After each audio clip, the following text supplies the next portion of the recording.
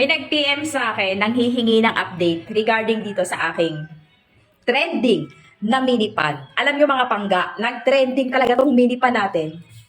Well, eto guys mga nasa 3 months ko na tong ginagamit. Mula nung pinadala sa akin.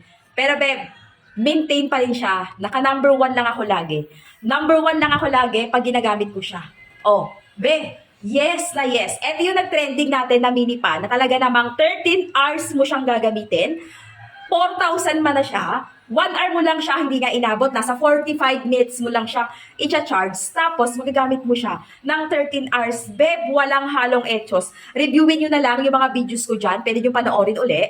Wala pong halong etchos, talagang quality po ang performance ng mini pan na to. Ito pa yung kinagusto ko dito. Normally kung nakabili na kayo ng ibang mga mini pan na katulad nito, medyo mabigat siya at maingay. Ito mga pangga, nako, very soft lang talaga. Sobrang very handly dahil nga alloy ang material ng pinakakaha nito.